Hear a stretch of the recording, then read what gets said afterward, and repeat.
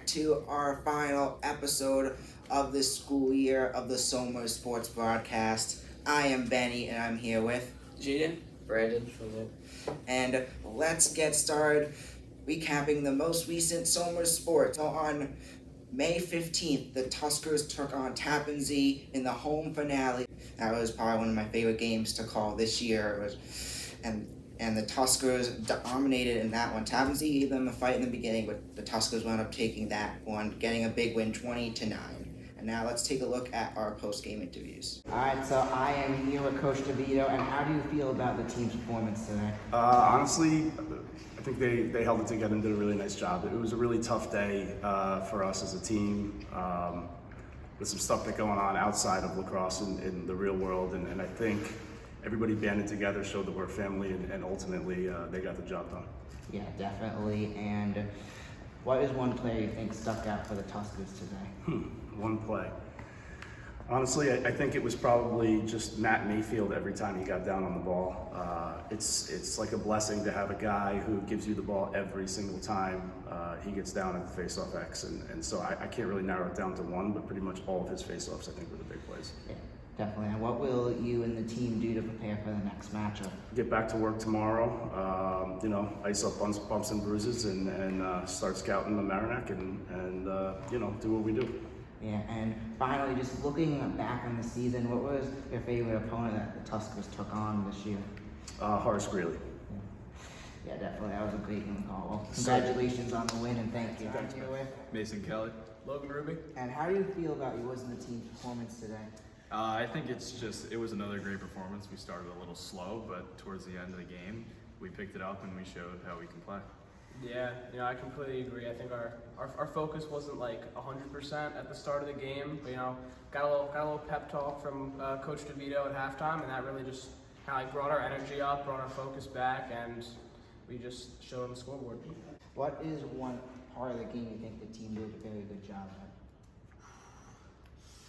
I don't know. Overall, Sideline energy. sideline energy was big today, and it's not always the on the field stuff.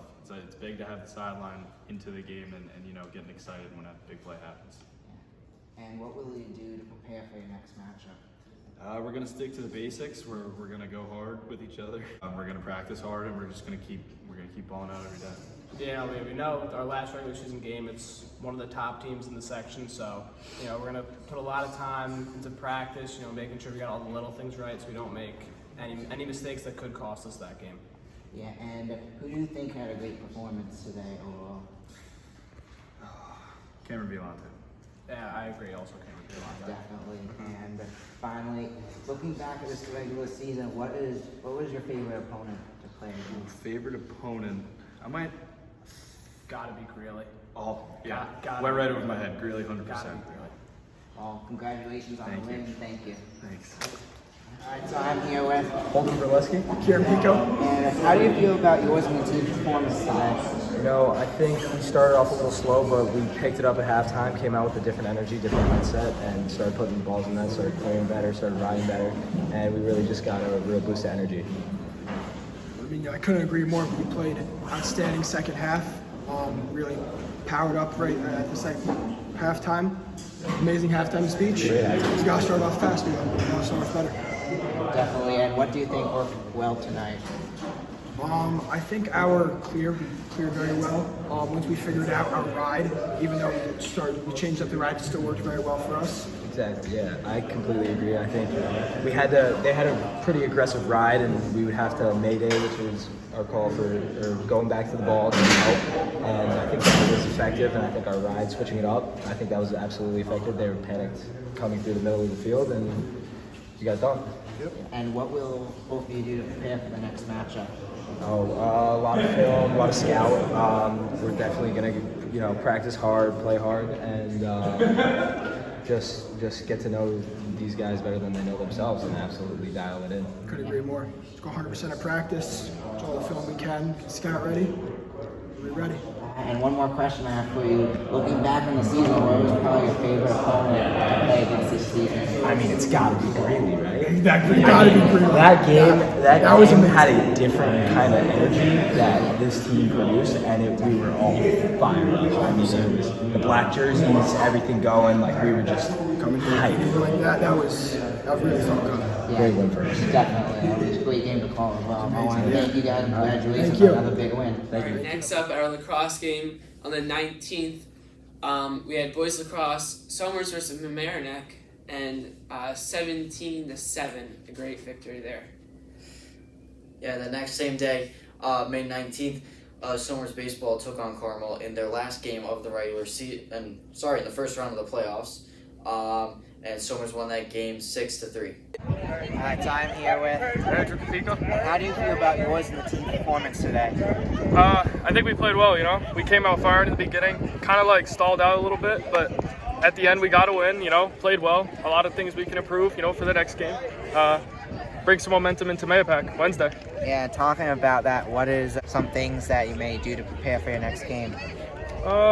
Just like go through like a little bit of hiccups, make sure they don't happen again in practice, and then practice makes perfect, we win the next one. And what player do you think showed up today? I think everyone did. Team effort. Baseball's a team game, one person never wins the game, so all my teammates played great today. Well, thank you and congratulations. Hey guys, Jackson Whipple and Matthew Giudice here. I'm not Matthew Giudice, I'm actually Julian Ruck. And how do both of you feel about your performance today and the teams? Well, seeing as that neither of us played today, I think that, it's unspoken, the impact that we have on the bench, Yeah, it's you voice the team, you make your appearance known, you really cheer for your guys. You're able to, while the players on the field are not able to vocalize their emotions, we are. So I feel like that really does have a very big impact on the game. So I agree. Yeah, definitely. And what is one player you think showed up and had a great performance today? I'll take this one. My guy Lorenzo D. He had a tough game today, 0 for 3, but like his emotions that really brought the team's energy up. After he was doing bad, he got the team going, and we carried through for the win. yeah, I mean, I'd say another one, not to point out the obvious, but Andrew Kapika. I mean, you couldn't ask for a better performance from a senior leader. It's not only that, but he hit a very, very great home run. It was in a big spot for us. I mean, got the team fired up as soon as he came back in the dugout. And that's just really huge for a team that's looking for a spark. And what do you think you and the team will do to prepare for the next matchup? I mean, we're facing a tough Mayapack squad coming up. We got to get our bats going, We got to hit the cage, get some balls, get on fire. And then knowing our coaches, they're going to prepare us to the most that we can be so we can perform to the best of our ability. And that's all I can say about that. So we'll be prepared. All right, well, thank you and Thank you very much. congratulations on the win. And now on to the 21st. Somers varsity baseball unfortunately lost to Mayapack 3-0, ending the run. All right, so now we're off to our president's interview. Benny. Today we are here with our club founder and president, Benny Silk. We're going to ask him some questions about his experience and him founding the club. So I'll start us off. So initially, what was your motivation for starting the club?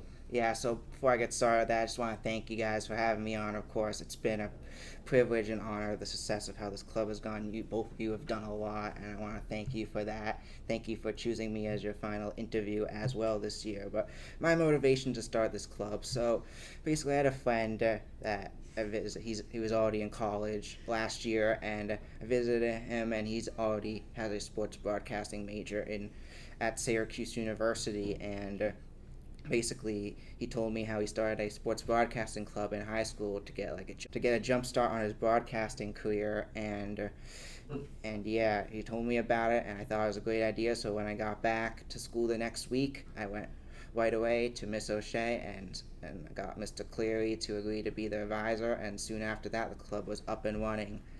So, Benny, what got you interested in sports broadcasting? So since I was a little kid, I've always loved sports, mostly football. I've also gotten into basketball during COVID, and also got into NASCAR as well, more recently as well. And I've always loved just sports all around, especially football, and I knew I wanted to do something related to sports in my career. But as you may know, I'm not really an athlete, and I wanted to find something that fit well for me and something that I enjoy doing. And another thing I enjoy doing is just talking about sports each week.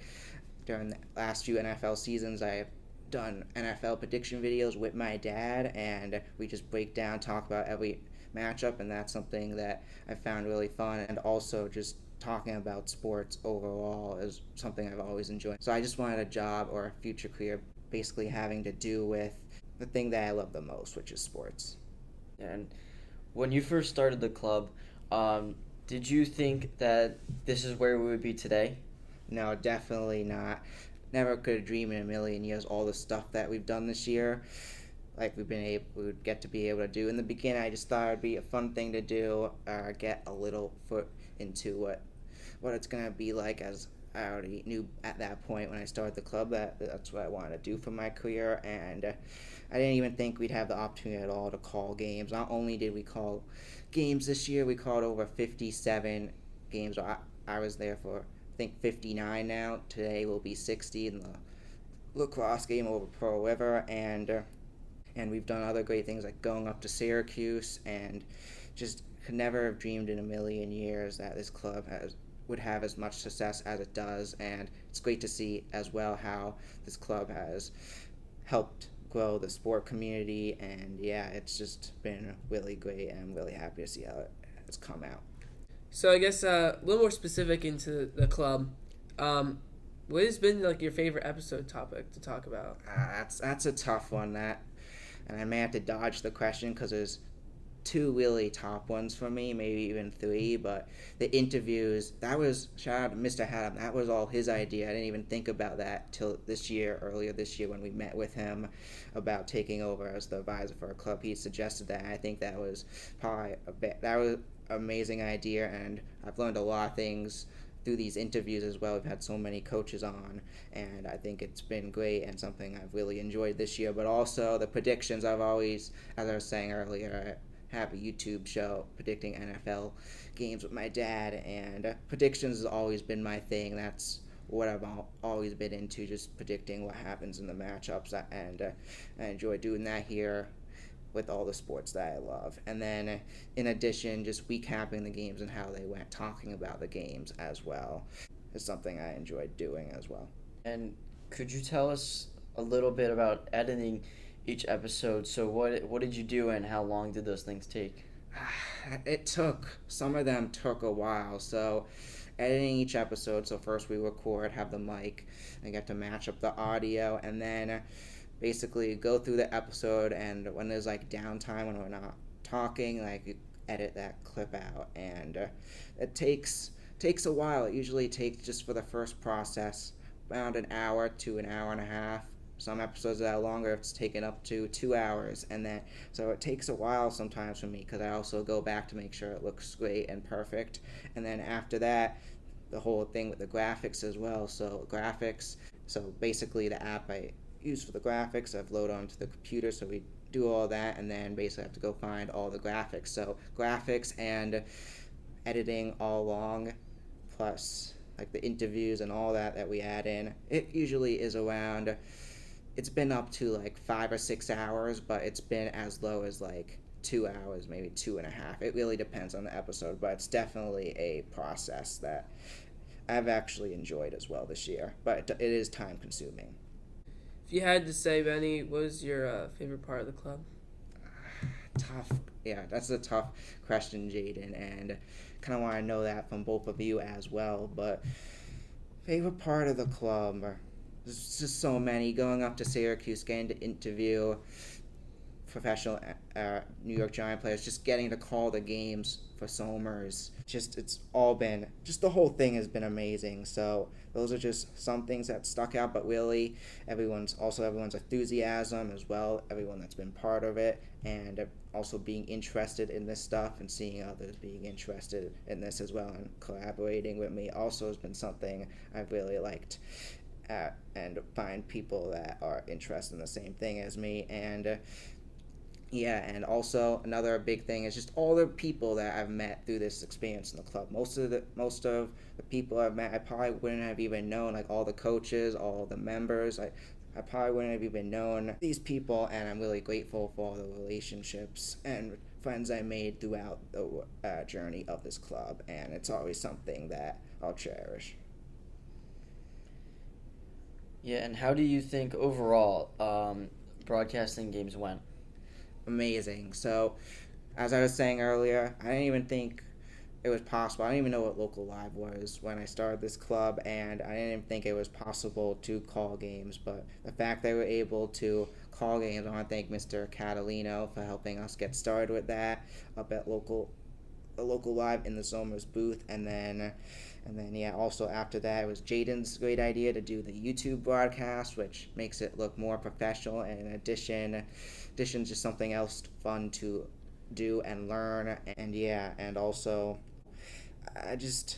about broadcasts, I've just never imagined that we've been able to do as much as we've done. I was saying we've done, I think today will be our 60th game that we've called, and that's just amazing. So I just think the whole broadcasting thing went amazing, and in addition, while broadcasting these games, I was able to figure out that is what I want to do for my career, be in the booth calling the games. Because when I started this club, I wasn't sure if I wanted to call the games or be on a talk show or what I wanted to do, but I want to do something in the sports broadcasting career, and now I know what I want to do.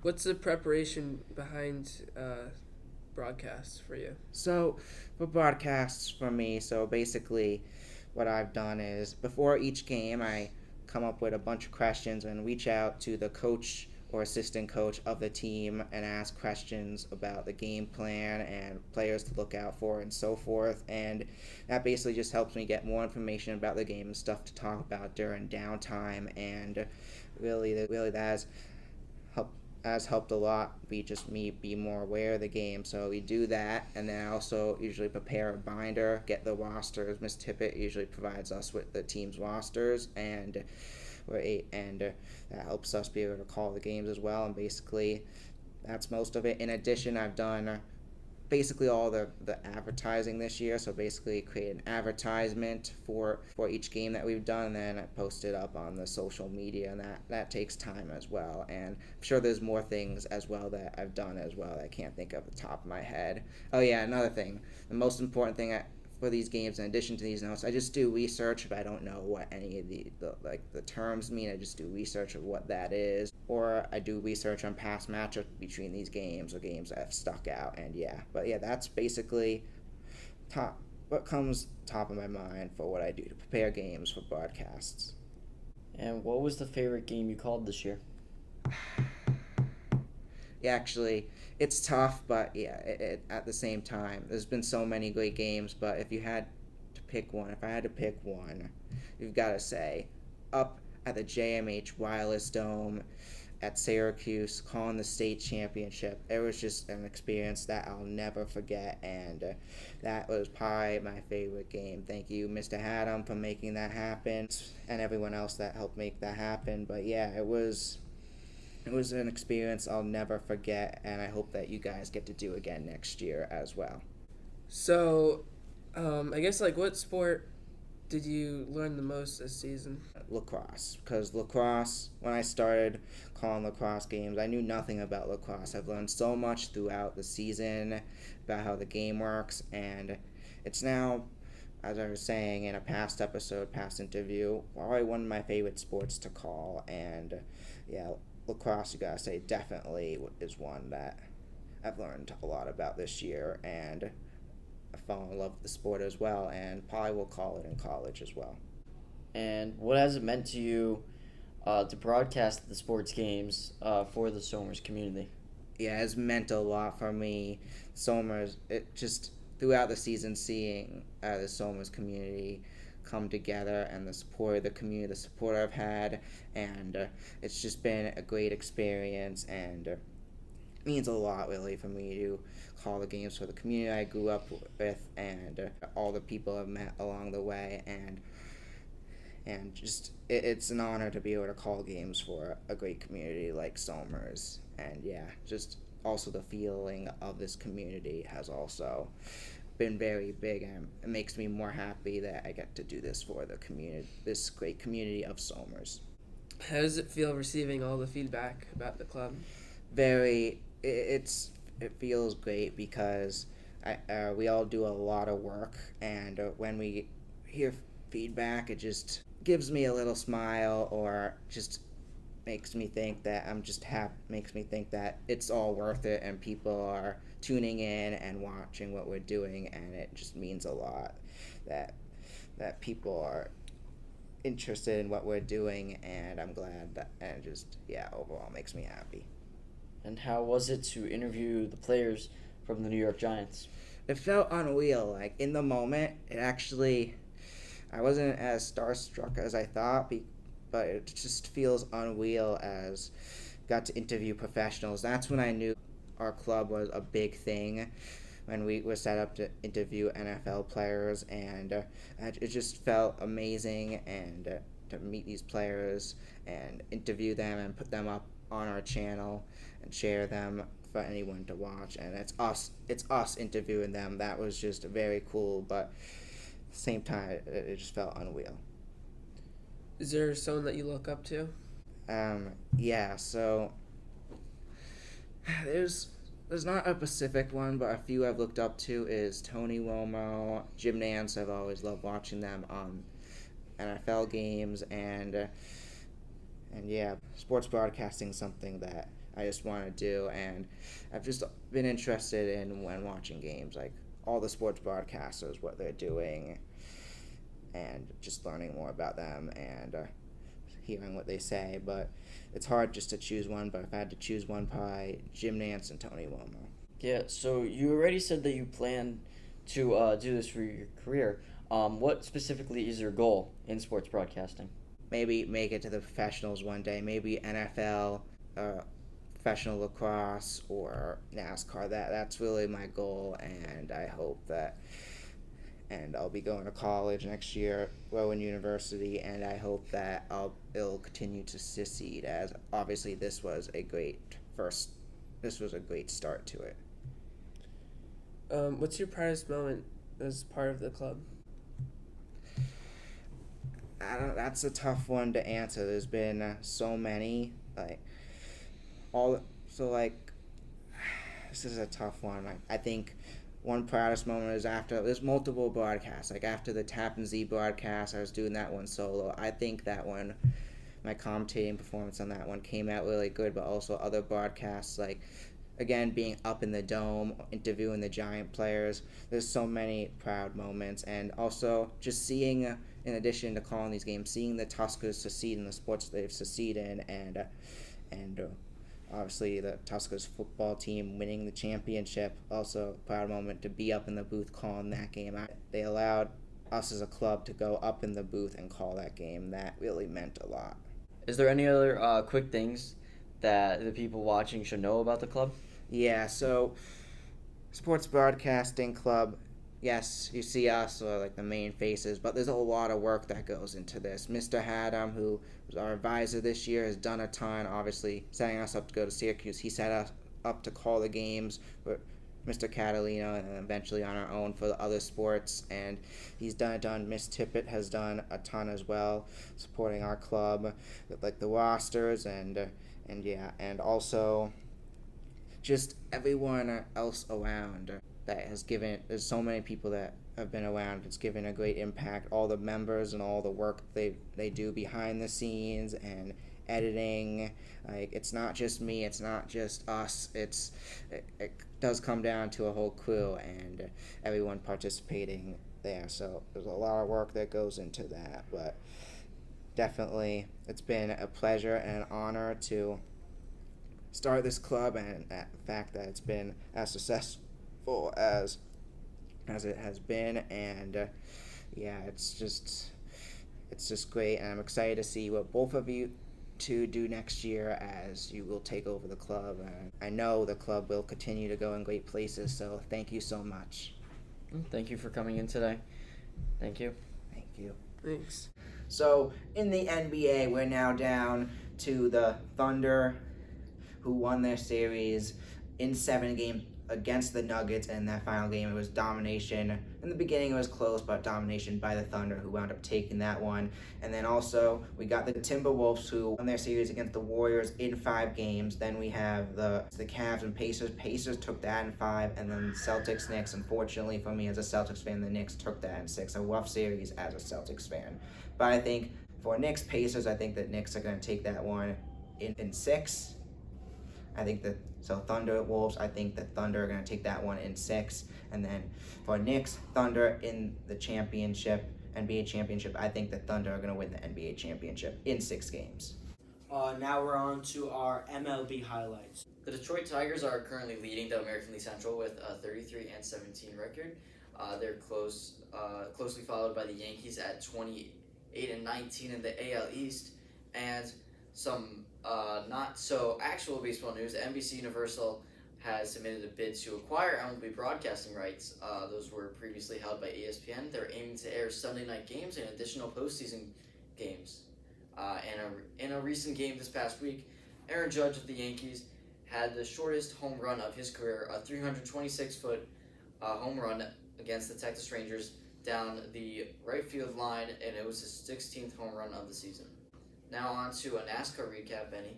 So yeah, NASCAR this past weekend, from when we're recording this, it was the All-Star race, and at the end it was Christopher Bell who wound up taking this one, but Joey Logano, after the win last week, gave him a good fight up until the end. Alright, so we're off to our NASCAR 2025 champion predictions. I'm going to go first real quick. I think it's Ryan Blaney, and I've just been a fan ever since I saw him win at Pocono. Yeah, so who I'm going with is, obviously, no surprise if you know me, I'm a big Kyle Larson fan, and I think he should have won last year. There's a few years I think he should have won, and I think he is the best driver in NASCAR right now, and I think he's going to finally have luck go his way, and he's going to actually show that he deserves to be a champion and get it done, and get his 2nd championship in NASCAR this season. Yeah, and then I have Christopher Bell being your 2025 NASCAR champion. Yeah, for me, I have Joey Logano. I do like the other racers. I think it's going to be a close finish, but I think it's going to be Logano. And then, as we head off to the summer, we're going to predict one race this upcoming summer, and it's a race that I'm definitely going to. Pocono. So we're going to predict Pocono. And Jayden, who you got winning Pocono this year? I also have Blaney. Last year he took it. I think he knows the track there pretty well. I think he just knows how to run it well, and yeah, he won there last year. I have for this one, I'm not too sure who I have, but I'll probably just throw in Kyle Larson. Then I have Denny Hamlin at Pocono. I just want to note Larson probably 2nd or 3rd. Last time I went to Pocono, he had a great performance, and just barely he wiped out on the last lap. He would have won otherwise. And then I've got Christopher Bell. I think Christopher Bell has already had a phenomenal season, and he's been up there at Pocono in the past. I think this is the Pocono race where he breaks through and gets that win there, as Christopher Bell takes the Pocono this summer. And then next up, now we're going to predict our IndyCar 2025 champions. So, Brandon, who do you got winning this year's championship? I have Newgarden winning the championship at IndyCar this year. I also have the exact same as Brandon. I do have Newgarden winning it as well. So, the guy who I got, I think it's already pretty much a lock. There's been 5 races this season, and he has won 4 of them. Alex Palou we're seeing a generational talent right now, and he's not going to stop. He's going to keep going. He very well could win the Indy 500 as well, and I think it's already pretty much a lock for Palou to win his 3rd championship in a row. If he wins the Indy 500, it's definitely a lock, but I've got Palou winning the IndyCar 2025 championship. And then I've heard of winning that. So next we're going to do some NFL 2025 game predictions. So we're each going to pick some games here, 1 to 2 games each, and Phillip's going to start us off. All right, let's just start this out. I'm going to go Bills-Ravens. I think it's going to go exactly how it went last time in the postseason. Right, last season they were split 1-1, but I think this year the Bills are going to win it in the regular season. I think they're going to win it 35-33. It's going to be close, but I do think the Bills are going to keep it close. And then Next, I'll just do the Colts and Dolphins. Both these teams, I think, very questionable quarterbacks. You know, Anthony Richardson, kind of the same as, not really the same as Tua, but Tua runs and gets hurt. Anthony Richardson runs and he's going to get hurt. And I think this is going to be a close game. But I do have the Dolphins coming out on top. I think they have more weapons. I have them winning 27-24.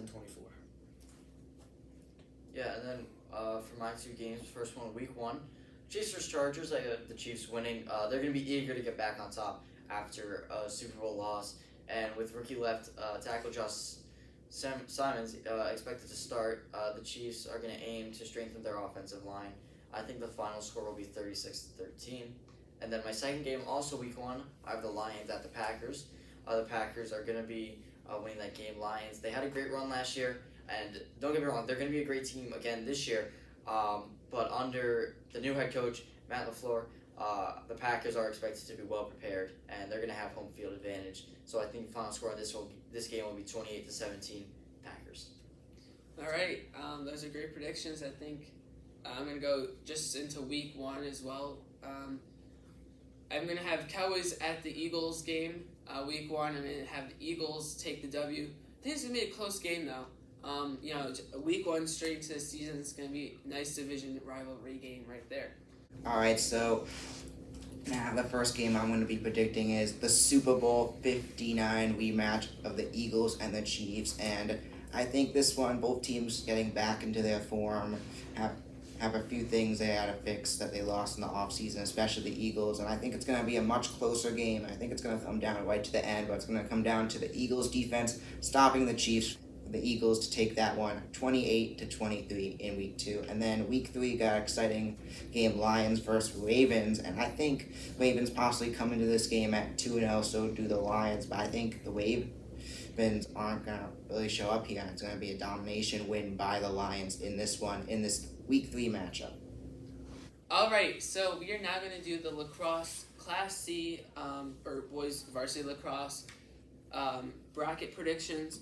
I didn't fill out a bracket, but I'm just going to go straight into the final competition. I think it's going to be Somers and Rye competing, with Somers taking it by like a very small amount, just right there. All right, so now I'm going to be predicting Class C bracket, and first game we have Nyack and Edgemont. I think Edgemont's going to take that one.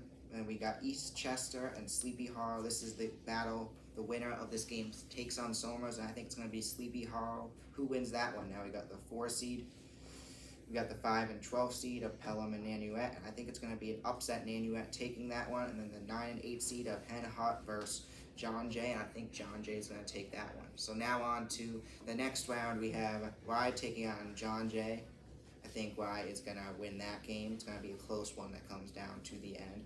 Then we have Nanuet and Tappan Zee. I think Tappan Zee wins that by a little bit of a margin, taking that one.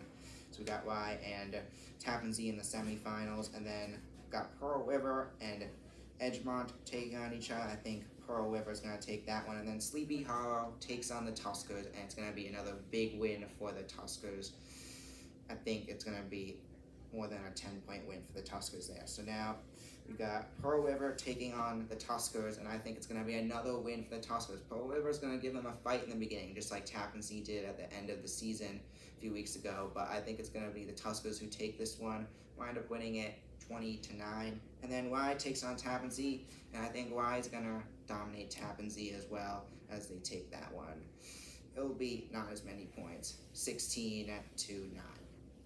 So now we got Rye and Somers taking on each other at Yorktown High School in the Class C championship. The winner moves on to states, and I think it's going to be Somers who takes this one, and I think how they're going to do it is what they've been great at all season, being able to pull ahead and make it a bit more of a lead. And I think Somers, with that, will take control of the game, and Somers winds up taking that one and winning the Class C Section 1 championship. On to my bracket now. So first round, the 8 seed playing the 19, Hendrick Hudson against John Jay crossover. I have Hendrick Hudson winning. Pelham number 5 against Nanuet number 12. I have Pelham winning. They'll go on to play Tappan Zee. Then number 6 Nyack against number 11 Edgemont. I have Edgemont with an upset there, moving on to the quarterfinals. And then 7 Sleepy Hollow against 10 Eastchester. I have Sleepy Hollow moving on. Now on to our quarterfinals. I have Rye taking on Hendrick Hudson. Hendrick Hudson is going to fall there. Rye is going to advance to the semifinals. No surprises there. Pelham is going to play Tappan Zee. Tappan Zee advancing to play Rye in the semifinals. Then we have Pearl River, the 3 seed, playing the 11 seed, Edgemont. I have Pearl River advancing to the semifinals, and then that brings us to Sleepy Hollow, the 7 seed, playing Somers, the 2 seed. I have Somers advancing to the semifinals. So semifinals, we have Rye against Tappan Zee. I think Tappan Zee is going to pull off an upset there, and it's going to advance to the finals. And then I have Somers beating out Pearl River in a close game to head to the finals. And then I have Somers winning the championship against Tappan Zee. Alright, so we're gonna be picking cards. These are all NFL teams. We're gonna be picking a card, and based on what that team is selected on the card, we'll be predicting how many wins that team will have. So I'll go first. I'll just pick one. I got the Colts. So I mean, the Colts have a really. I don't think they have too tough of a schedule. Obviously, they're playing in the AFC South. They do have some key games in there, I believe. They start off the season pretty decently, but they do, play the Bengals in the preseason. That's an L, but we're not really talking preseason. They have a very light schedule. So I do think that this team, I honestly think they could go 9-8. I mean, they play the Chiefs, they play the Niners, they play some tough teams, but, they also play the Texans. They also play, the Jags, the Falcons, even like the Seahawks, Titans, Cardinals. They play all these teams. I think this team, they have a ceiling of 11-6, maybe probably 10-7, but I do think they have a floor of probably 7 wins. I think they're going to be very mediocre this year. So I got the Falcons. So Falcons, let's see their schedule. So they play the Cowboys in the preseason. That doesn't matter too much. They start off week 1 against the Bucks. It should be a pretty even matchup there. And then they have a decently hard schedule. They're playing the Commanders, the Vikings, the Bills, the 49ers, the Dolphins. Dolphins should be a pretty alright team. That's mainly a rough schedule at the beginning of the season. It gets a little easier towards the end of the season. They're playing the Jets, the Saints.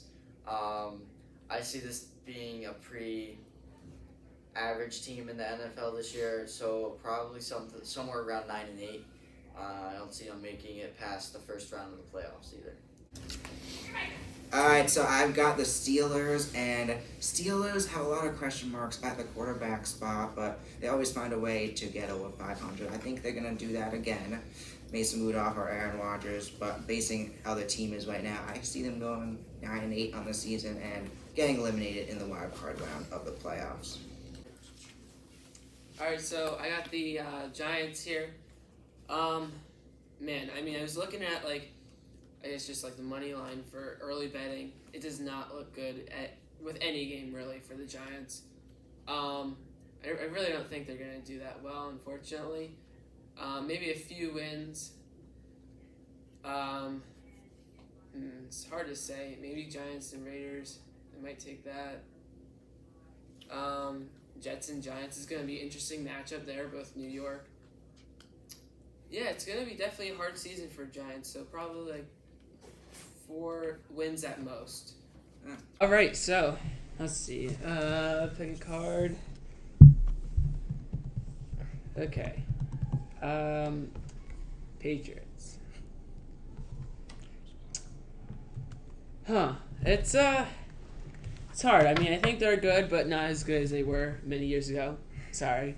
It's true. Man, looking at their stuff, I think Patriots, Vikings, that's going to be interesting. And so it was same with the Bills, Patriots and Bills. They might win that one, I have a feeling. And they get matched up again with Bills, Patriots. Bengals, that's probably a good win. Yeah, I think the Patriots are going to get a good number, maybe a little more mediocre, so probably 8 or 9 wins. Sounds about right. They have a good schedule this year, but enough about the Patriots. I've got the Falcons, and yeah, the Falcons. They have a lot of question marks heading into this season, and I think honestly they could have a very great season with it, or everything could go terrible, either or. And I think it's going to wind up going terrible for them, and I think it's going to be a 6-win season for the Falcons. Okay. I'll pick a card from over here next. And I got the Colts. Colts, they were a decent team last year. I have a few good players, so let's say they start off their NFL preseason with the Ravens and Packers. Don't matter too much there. But week 1 with Dolphins should be an evenly matched game, I think. It's probably going to be a very close game. That could go either way for them. And then they have an all-right schedule. It's not too hard. A couple hard games. You see them facing the Chiefs, Steelers, the 49ers, Texans, and a pretty good team. So I see this being an all-right season for the Colts. I have them going 10-7. All right, and for me, I have the Bills. Let's see. I think their schedule. I think they have one, if not the hardest schedules, right behind the New York Giants. The Bills division. I mean, it's relatively easy. You have a lot of promise. With Justin Fields on the Jets, that being a little bit tough for the Patriots. Rebuilding Dolphins with that explosive offense. I think they should clear their division, or at least go 5-1, or minimum 4-2 in their division. They have some tough games, against the Ravens and against the Chiefs. I think that this team either go 12-5 or 13-4. All right, so here are the NFL schedule predictions. Let's start off. Brandon, you want to go first? Yeah, I have the Lions with an 11-6 finish, and I also have them winning Super Bowl, which we just predicted in our last segment. And then on week 11, I have them losing to the Eagles 31-20, and a win against the Chiefs on week 6, 34-30. These two explosive offensive could have one of the highest scoring games this season. Phillip? Yeah, so I'll be doing the Chiefs schedule. Chiefs have a relatively easy schedule. I do think their division. I think all most of the divisions are getting way better. You have the Chargers with Justin Herbert, Ladd McConkey, Joe Alt. You have all these key pieces on that team which are really, really good. And I think this team, I think the Chiefs, I think they're going to have a little bit of a down year. Travis Kelce isn't going to be that good, but they do have a really solid backup tight end in Noah Gray. But I do think this team could get 11-12, maybe even 13 wins. I just don't see them. I don't see them being perfect in the division. I see them losing 1 or 2 to even the Broncos, which have a phenomenal defense with an up-and-coming quarterback. So I have them going 12-5 or 11-6, either or. And then for the Giants, this is the schedule of doom and despair. It is horrible. You have such a great division. You have the reigning Super Bowl champ Philadelphia Eagles. You have the Commanders, who are one of the best teams in the NFC. Just year 2 of their rebuild. And then you have the Cowboys, which are always a good team in the regular season, with Dak Prescott, CeeDee Lamb, addition of George Pickens, Micah Parsons, all these key players. And then they have a really tough schedule too, just outside of that. So I'd be surprised if the Giants won more than 4 games, but I see them going 3-14. So Jets schedule 2025 next up now, and as Justin Fields the quarterback, it's going to be interesting to see how well this team does this season, as they do have a great, well-rounded team. But week 1, they take on the Steelers. I think that's going to be a W. Steelers, I'm basing this off of the teams right now. Steelers still figuring stuff out, don't have a quarterback. Justin Fields comes from Pittsburgh. I think he's going to get the win there. No, in the Pittsburgh D as well. Week 2, they take on the Bills. I think that's going to be the first loss of the season, going down to 1-1. But then they take on the Buccaneers. Week 3, I think that's going to be another loss. 2 losses in a row. They take on the Dolphins. I think that's going to be another loss there for the Jets. So now sitting at 1-3 on the season. So now, week number 5, they take on the Dallas Cowboys. This should be an interesting one. Cowboys have lost some players, but I think it's going to be the Cowboys who do take this one. Now they take on the Broncos, and I think it's going to be another loss. So they have now lost 5 in a row. Taking on the Panthers, going to lose that one as well. Then they take on the Bengals week 8, and I think that's going to be another loss for the Jets. They're going to take on the Browns week 9. I think the Jets are going to get it done against the Browns, getting their second win of the season. Then they take on the Patriots week 11. I think that's going to be a loss. Take on the Ravens week 13. Week 12, my apologies. I think that's going to be a loss for them as well. Falcons week 13. I think that's going to be a win for the Jets. Third win of the year. Then they take on the Dolphins on December 7th. I think that's going to be another win. 2 wins in a row. Jets are looking pretty good, but then they take on the Jaguars. I think the Jets are going to fall to the Jaguars here. But then another win against the Saints. Week 16, take on the Patriots. Week 17, I think that's going to be an L there, and a loss to finish out the season against the Bills. So I have the Jets ending the season with 5 wins. So now I am going to predict the Cincinnati Bengals schedule for this upcoming NFL season. So week 1, the Bengals are going to take on the Browns. I think that's going to be a big win for Joe Burrow and the Bengals. Week 2, they're going to take on the Jacksonville Jaguars, go down to Duval County. I think the Jaguars are going to give them a challenge, and I actually think it's going to be an L for the Bengals there. Jaguars wind up taking that one in a close, exciting offensive game. Then week 3, they take on the Vikings. I think that's a W. Week 4, they take on the Broncos. It's going to be another W, so I'm sitting at 3-1, taking on the Lions, and I think that's going to be another win. Bengals, I think the Bengals are going to be a team to be reckoned with. I think it's going to be an upset and a big win over the Lions. Week 5, they take on the Packers. I think they keep rolling. Bengals are showing the NFL that they're a great team, winning that one as well. But week 6, they take on the Steelers. Looks like a trap game. Usually drop one against the Steelers. I think the Steelers take this one. And then following that up, they take on the Jets. I think that's going to be a dub for the Bengals. Then they take on the Bears on November 2nd. I think that's going to be another win for the Bengals there. Bengals the better team, I think, overall. And I think this defense, despite the low amount of additions, this is a team that this team has made to the promised land before, and I think they could show up and do it again this year, and we'll see, possibly. But then they take on the Steelers November 16th. I think that's going to be a win. I think it's going to be a loss against the Patriots there. Another one trap game where Patriots take that one. Then they take on the Ravens. I think that's going to be a close competitive one. I think that's going to be a close competitive one where the Bengals are going to take that one, but following that up, they take on the Bills, and I think it's going to be the Bills who take that one. Now they take on the Ravens December 14th. I think it's going to be the Ravens who wind up taking that one. And then the Dolphins, the 21st, I think Bengals are going to win that one, followed by Cardinals. I think a win against the Cardinals and a win against the Browns to end off the season. A great season for the Bengals. I think Joe Burrow, how they looked last season, they played much better than their record showed, and I think they're going to get more of those wins this year.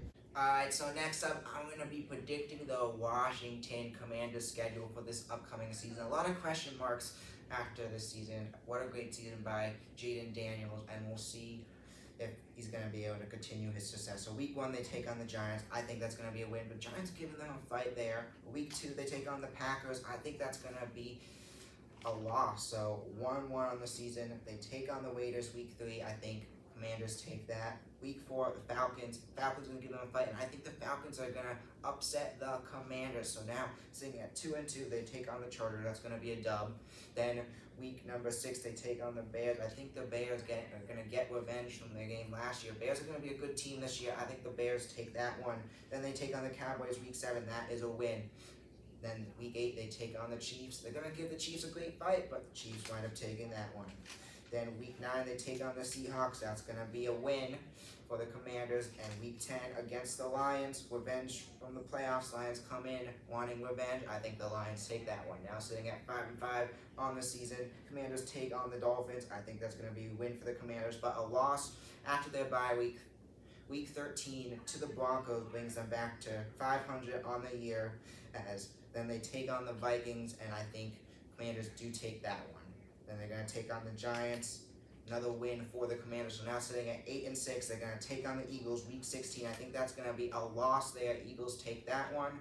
Then they take on the Cowboys week 17. A loss there, an upset for the Cowboys. So now at 8-8, Commanders struggling a little bit. Jayden Daniels having a sophomore slump, kind of. And then week 18, they take on the Eagles. I think the Commanders do win that one. Eagles sitting everyone as they're already set to have a top seed in the playoffs.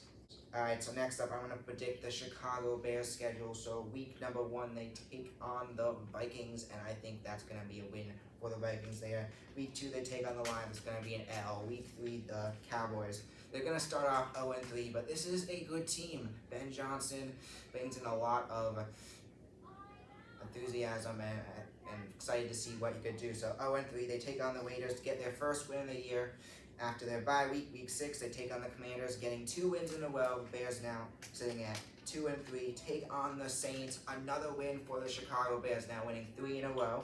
They're going to take on the Ravens week 8. That's going to unfortunately be an L, and an L against the Bengals. But a win week 10 against the Giants, and a win week 11, a big win against the Vikings, brings them back to 500 as they take on the Steelers week 12. I think the Bears take that one. This Bears team is just getting better and better throughout the season.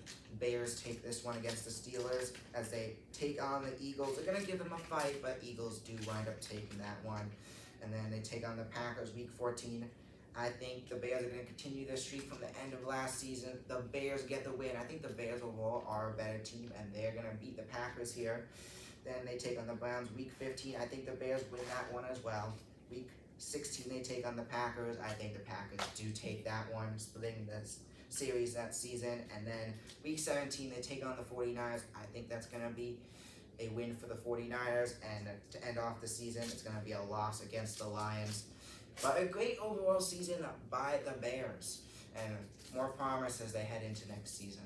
All right, so next up, we are doing SSBC Trivia. So some trivia questions about our club and what we have done throughout the season, and let's see what these guys know and how well they remember. So first question, and to get to go first, you have to slap the table. So if you know an answer. So first question is, who played and what was the final score of the first game our club ever got to call? Was it A, Somers 16, Yorktown 12? Was it B, Somers 40, Harrison 3? Was it C, Somers 38, Booster 7? Or D, Somers 49, Fox Lane 12?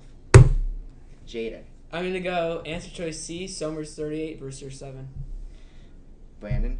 I have answer C as well. I also had C. That shows how much you guys know, because you all got it wrong. Because the first game we called was with Mr. Catalina. Both me and Jayden were there. It was the Somers-Harrison game on Local Live, where Somers dominated, winning that one 40-3. I thought at least you would get that. I don't know. I don't know if that counts. Gonna get it wrong. So I don't know if that counts because we didn't really have a full setup yet. Yeah, but it's a game we got to call. So next up is, what number episode is this of the Somers Sports Broadcast? Is it A, 4, B, 33, C, 40, or D, 639? Jayden. This is hard. You say, again, answer choice C, 40. Alright. I have B, 33. I also have B. Brandon and Phillip are both right. Oh. So with that, as Jayden did slap first, it's going to be a half point for both Brandon and Phillip. So now, what is the name of the dome where we called the state championship at, where the Tuskers played? Is it A, Tony DiMatteo Field, B, Caesar Superdome, C, JMA Wireless Dome, or D, Carrier Dome? I got it first. All right. Jayden. C, JMA Wireless Dome. All right, Brandon. C. Yeah, it's C. All right, that you are all right, and because Jayden slapped first, Jayden gets the point.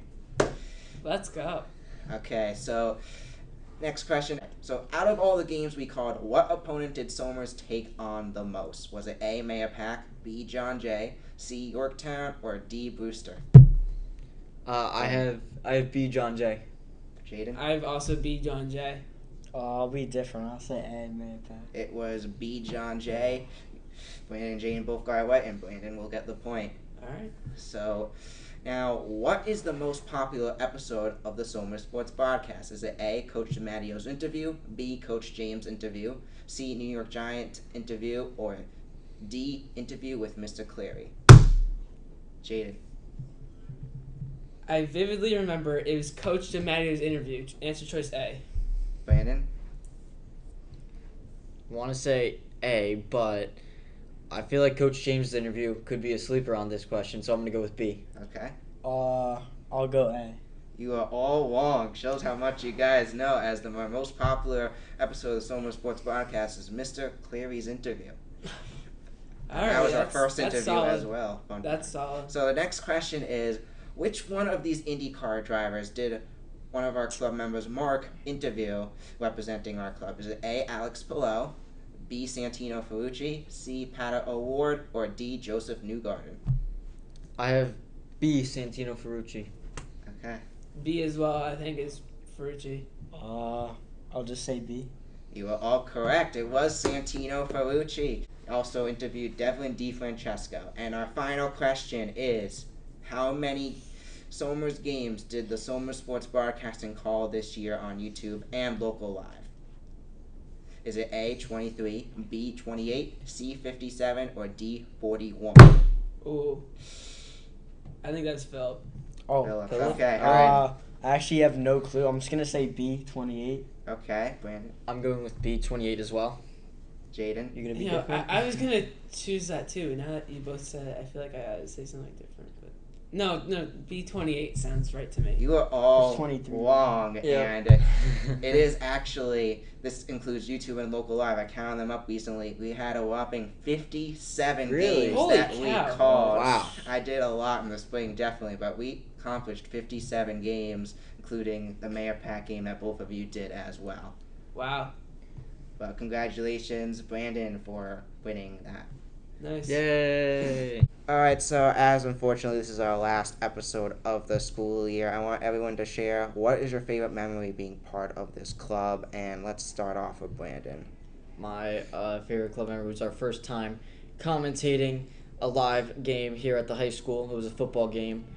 I won't say it because it's going to be a part of a trivia question. So just commentating that first game was my favorite. So it's so hard to narrow it down. I have two, I guess, big ones. The main one, I guess, is States, because, I mean, it was just so great to, it was so cool to go to this huge stadium and be in the booth, have, special permission, and just be there, with the team and everything, and travel there. It's just such a cool experience. And then introducing replays. So it might seem a little more simple of the thing, but and also we did kind of start out pretty slow with audio being included by accident in the replays.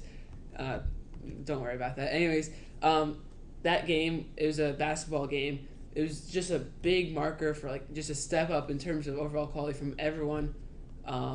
And yeah, just since then, or even since the beginning, we've just been improving and improving.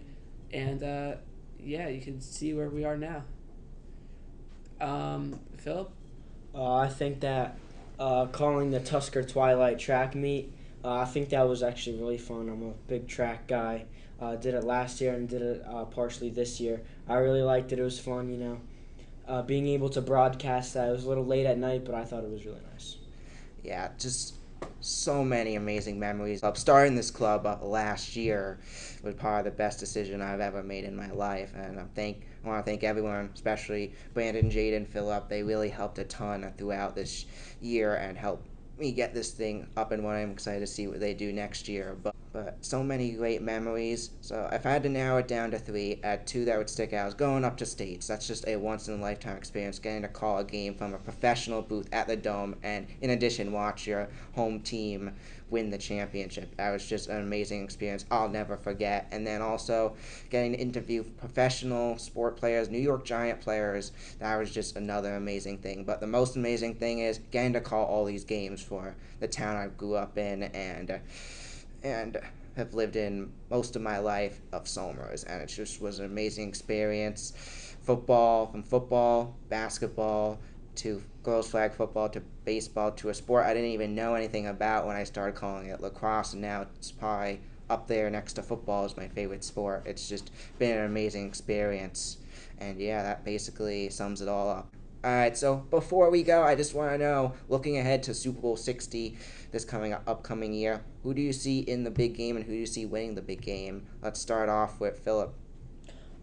Yeah, Super Bowl 60. It's a little far away, but I do think, the Bills I'm obviously a Bills fan, Bills have a really hard schedule, but I think they can get it done. I think, even with the Lions, two teams in very tough-ish schedules. Obviously, the Lions being more of a tough schedule due to their division, having the Vikings, the Packers, even an up-and-coming team, rebuilding their team, the Bears. So I think that it'll be either Bills over Lions or Lions over Bills. I think that'll be a really close one. Yeah, next I have the Lions over Ravens. Two great teams last year. Personally, I thought that this was going to be the Super Bowl last year. So I'm still eager to see it this year, and I think it's possible. I went with a long shot, Vikings over Bills. Yeah, I think it's just possible. I think it's possible. I think it'd be a good matchup. I got the Bills over the Lions. Two great teams last season. It was a shame they both didn't make it to the Super Bowl last year, and I'm hoping that we'll see it this year. But two teams that I think are two top teams in the NFL and are both going to make a run, and I think the Bills take it over the Lions 34-28. All right, folks, so kind of bittersweet, but this, at least, maybe I'll be back for a future episode, but this will be my final episode and our final episode of the year of the Somer Sports Broadcast. And before we go, I just want to thank everyone who's helped us. Mr. Haddam doing a lot for us as our advisor, and I want to thank all the club members that joined the club this year, doing a great job throughout the year. And those of you that are here, come on in. You guys done great. Everyone in this club has done a phenomenal job. Mark Zavi, come on in. But it's just been an honor, and I want to thank everyone who's watched our show these past 3 seasons. I'm excited to see what these guys do next year to continue it going. But I'm Benny Silk. I'm Jayden Ferry. Brandon Nappi. Phillip, Rosado. Mark Dagstrom. Shabby Gossel. And we are the Somer Sports Broadcasting Club. See you next year.